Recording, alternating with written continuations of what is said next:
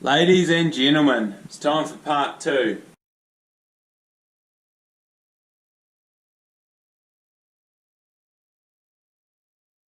First thing, turn the mains off. Next thing we want to do is deliven the phase that comes into the main switch from the meter box. We're outside of the meter box. There may or may not be a fuse or circuit breaker out here. Lucky enough, there's a circuit breaker here. Right, now that we've killed this, what you want to do is make sure you got your lockout kit on you and throw it on the breaker. So this wee device here goes over the end of the circuit breaker and you screw it in, the wee screw terminal there, and it locks it off so no one can turn it on you without removing it. So that there is safely on, and now no one can operate that. Make sure you got your lockout tag, just like that. So what I'll do is I'll smash this open.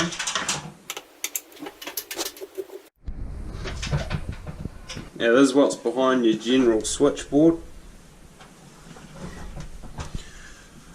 Ton of cables. What we'll do, put our volt stick, turn it on. So back of the main switch, and you can see this big meaty juicy cable here. This is your line in, and then beside that, these ones here are your load outs from the main switch. So what we'll do, make sure our volt stick's on, put it on the line in, nothing. By the way guys, if you're wondering why videos have been quite sparse recently, because of little Sparky Emily here. So now we've tagged out the incoming mains, let's take the cover off the main switch and test properly with the multimeter to make sure it is dead before touching it. When working on a switchboard, always make sure you're wearing the right PPE. Right, so this is the main switch here. These covers simply come off them by unscrewing these two screws here. And then the cover simply slides out. Don't forget to stop some Kai. Beautiful missus made this. So we'll stop, we'll have a wee break, and we'll get back into it. Rightio, next step. Grab the multimeter, hang it there, throw it on volts AC, that symbol there. Smash the black lead onto the earth bar, which is up the top there, and then test the red lead. Grab the red lead, test from both just to ensure that you've got the right end, and your meter should show 0 volts.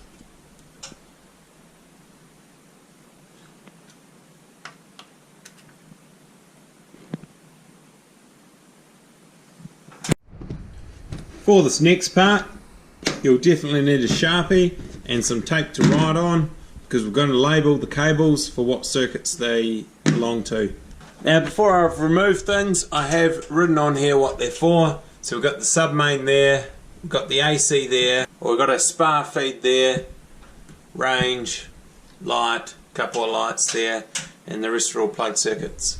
So for this next part, what we have to do is remove circuits one by one and label.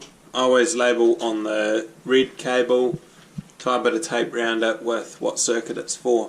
Now I find the simplest way to do that is to pop these pins out of the hinges and to bring the whole board hanging down so you can get in on top of it and actually unscrew terminals and things the easy way. The only downside of that is just be aware that you're not going to mark the wall, and that's about it really. So what I might do is tape a bit of rag around the bottom of this, because this will be the edge that rubs up against the wall. Sweet. So I've acquired a cleanish rag that I'm just going to wrap around the base of the board, a bit like that. So this top one's actually facing downwards, so that's not going to happen here. So plan B is to rip these hinges straight off the board, Now be aware this board is asbestos material. There's little damage to it. As you can do is better loosen them off a wee bit, and then we'll get them behind. It's a wee bit faster to get your fingers in there and unscrew these nuts. Now the faster way to do it would have been just to rip this whole bit of timber off here, but I may end up keeping it, so I'll just see what the new switchboard looks like in this area first. Sweet.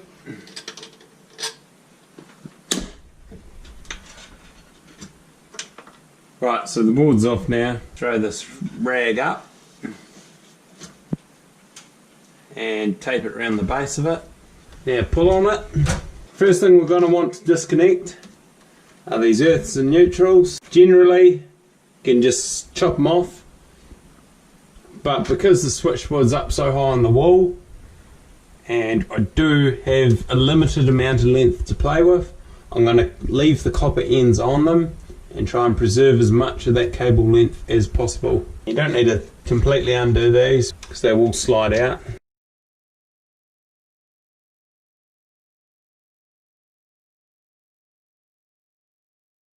Sweet. That's all the neutrals and earths disconnected. Next thing I'll be doing is disconnecting the main feed. So on these main switches, hopefully you can see, there is 2 terminal screws on either side. We'll just get in under them and unscrew them. So this one here is the incoming feed, and that's the only one we need to unscrew. Right, there we go, that's the main feed out of the board. Now we're just left with our load cables connected to all the circuits. The load's going off to the circuits, going to each one of the cables over here, is coming from the bottom of the fuses on the front. Now the cables in the top of these fuses, these ones that are looped between all the fuses, all go back to the main switch. So when the main switch is turned on, it livens up the top of the fuses on each row, and then it goes through the fuse and out to each circuit. So these are the ones we're concerned about, are the ones going to the circuits, and what we're going to do is put a bit of white tape around them and label them what they're for. I will label them all separately, but I will also put a bit of tape around 2 that are connected together, just because a lot of the time, especially with lighting circuits, when upgrading to RCDs, it is difficult to find some faults in retrofit houses where electricians in the past have wired 2 completely different circuits together. It just means that to be compatible with an RCD, we need to make sure that these 2 circuits go into the same breaker or off the same RCD, sometimes, not all the time. Sweet, so I've thrown labels on them all. What I'm going to go around and do now is write on them specifically what circuit they're for. So I'm writing on this one, LGT, just short for light circuit.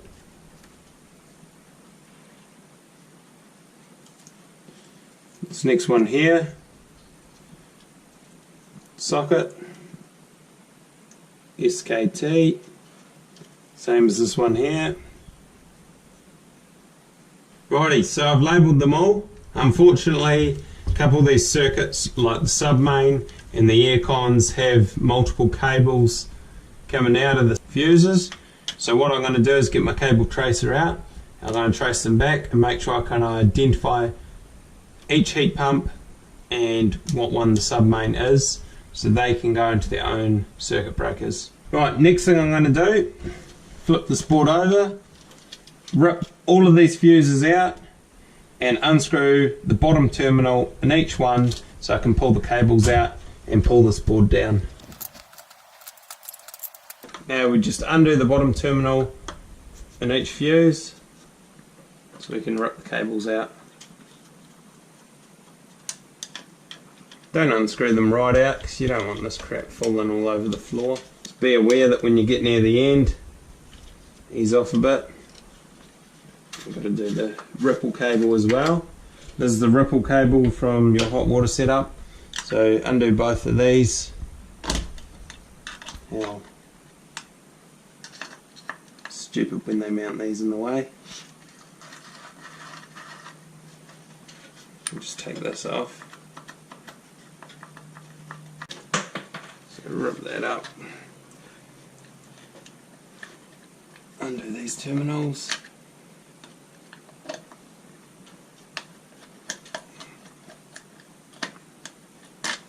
So make sure you're supporting the board, because it will fall down once you undo all these terminals. Cable twisted around it.